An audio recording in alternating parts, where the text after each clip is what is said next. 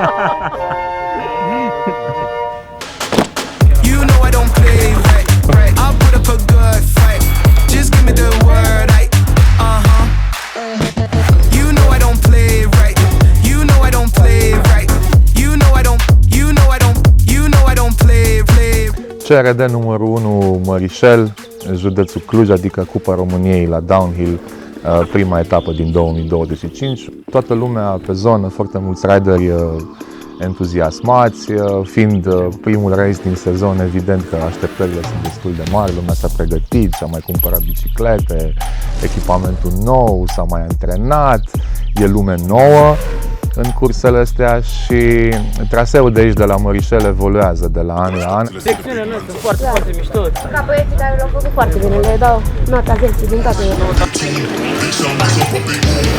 Only get started when it's midnight, keeping it tight. If a nigga wanna go to war, it can get dark, but we stay bright. Coming like a night, it's on sight. If it touch my sleeve, niggas around there wanna disagree when it's clear that I'm speaking facts. Man like me, you know I'm proactive. Foarte mișto traseul. Condiții prime, chiar dacă a plouat, tot pământul e bombă.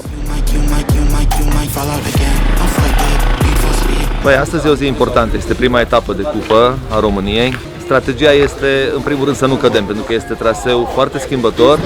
Momentan este noroi rămas din urma ploii de azi noapte. Trebuie să alegi foarte bine cauciucurile, trebuie să faci foarte bine setările la suspensii.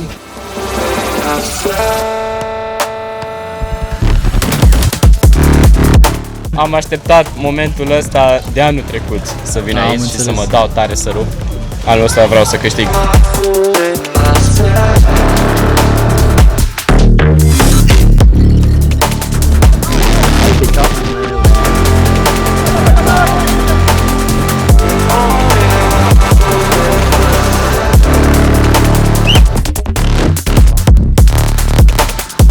Sunt oameni care funcționează pe ideea de acum trebuie să dau tot ce pot, cum pot. Pentru mine merge să nu mă gândesc că e un run de concurs. E încă o tură de antrenament în care încerc să merg cât de bine pot, pentru că de obicei încerc să merg cât de bine pot, doar că poate un pic mai tare.